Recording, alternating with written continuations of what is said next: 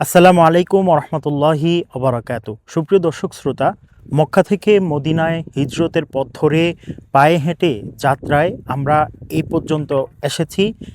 এমন একটি উপত্যকায় এখন অবস্থান করছি, যে উপত্যকাটি অত্যন্ত মোবারক এবং পবিত্র। যেই উপত্যকাকে নবী করিম সাল্লাল্লাহু আলাইহি ওয়াসাল্লাম বলেছেন ওয়াদি আকিক। এই ওয়াদি আকিকে রসুল্লাহ সাল্লাল্লাহু আলাইহি ওয়াসাল্লাম কিয়ামতের যেই ভয়াবহ পরিস্থিতি তৈরি হবে তার পরের ঘটনা তিনি বর্ণনা করেছেন। আমরা সেই ঘটনা শুনব।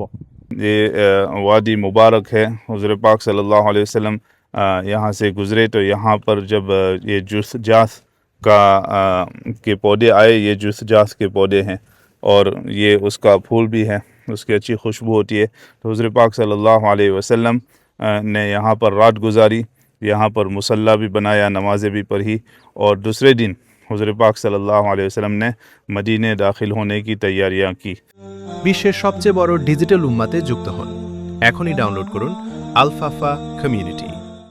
तो जैसे नहा धोकर फारिग होकर जो हदिया ज़ुबैर बिन अवाम रज़ियल्लाहु अन्हु ने नए कपड़े दिए थे सफ़ेद, अबू बकर रज़ियल्लाहु अन्हु ने और रसूलुल्लाह सल्लल्लाहु अलैहि वसल्लम ने वो नए सफ़ेद कपड़े पहनकर मदीने दाखिल होने की तैयारियां की। देख सकते हैं ये जबल आयर है, ये मदीने का जुनूबी बॉर्डर है। इसके बाद मदीना शुरू हो जाता है। तो इंशाअल्लाह जब उसमें दाखिल होंगे तो ज़रूर इसके आदाब की रियायत करें, इसलिए कि जब मदीने में दाखिल हों तो पुरवक़ार हो और मदीने के सारे आदाब हम मुलाहज़ा करें।